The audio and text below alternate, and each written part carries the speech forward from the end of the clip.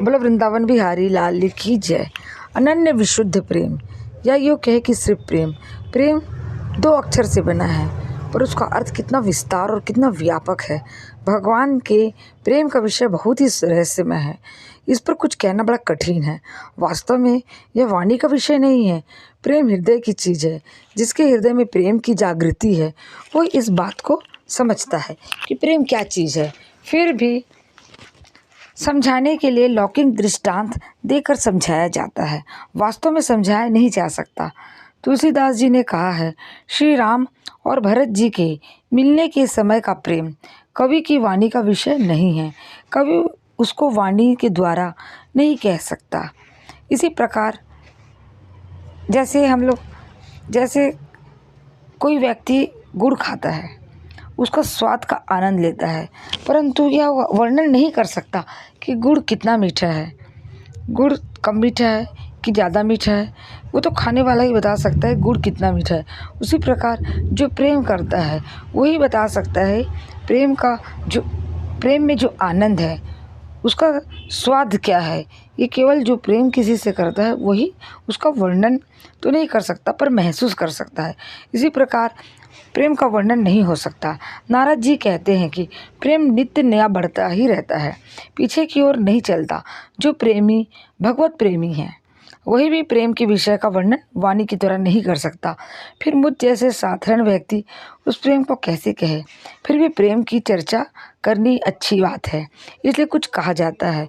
जहाँ अपनत्व होता है, ममता होती है, वहाँ प्रेम होता है। जिसमें आत्मीयता होती है या मेरा है, वह प्रेम होता है। प्रेम के लिए भगवान के समान कोई नहीं है कि जिससे प्रेम करे। भगवान परम हितैषी है, उनके समान दुनिया में कोई भी हितैषी नहीं है। श्री रामचरितमानस में बतलाया गया है, उमा राम सम हित जग माही, गुरु पीतु मातु बंधु प्रभु नाही। यह शिव जी का वचन है। शिव जी पार्वती जी से कहते हैं कि उमा राम के समान हितैषी इस जगत में कोई नहीं है। राम जिस प्रकार प्रत्येक मनुष्य प्राणी मात्र का हित चाहते हैं, बिना कारण ही सबके हित करने वाले जो गुरु है, आचार्य है, वह भी राम के समान हित करने वाला नहीं है। माता पिता गुरु बंधु कोई भी ऐसा नहीं है जो स्वार्थ रहित हो।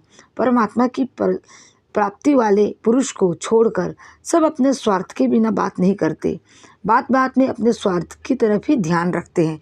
जैसे गिद्ध पक्षी की दृष्टि मांस की तरफ रहती है, इसी प्रकार स्वार्थी आदमियों की दृष्टि अपने स्वार्थ सिद्धि की तरफ ही रहती है। कोई भी काम करते हैं तो पहले यह बात याद आती है कि मुझे इसमें क्या फ़ायदा है, मुझे इसमें लाभ होगा कि नहीं। दुनिया के लाभ के बारे में भला कौन सोचता है। परमात्मा की प्राप्ति वाले पुरुष को छोड़कर दूसरा चाहे कोई भी क्यों ना हो, सबकी वही रीति है। सुर नर मुनि सबके यह रीति, स्वार्थ लागी करे ही सभी प्रीति। देवता मनुष्य और ऋषि मुनि सबकी यह रीति है कि अपने प्रयोजन को देखकर ही प्रीति करते हैं। अपना स्वार्थ जब देखते हैं तभी प्रेम करते हैं, अन्यथा मनुष्य किसी से प्रेम नहीं करता। उन मुनियों में कोई एक, उन साधकों में कोई एक भगवत प्राप्त पुरुष है, ज्ञानी महात्मा है, उनकी बात अलग है। उनके लिए तुलसीदास जी ने यह बात कही है, वह तो भगवान के अनुरूप ही हैं। स्वार्थ मीत सकल जग माही, सपने हु प्रभु पर मारत नाही। हेतु रहित जग जुग उपकारी, तुम तुम्हारे सेवक असुरारी। श्री रामचरितमानस के उत्तरकांड में प्रजा भगवान से कह रही है कि हे असुरारी, हे भगवान, हे नाथ, सब कोई अपने स्वार्थ के मित्र हैं, अपने स्वार्थ को लेकर मित्रता करते हैं।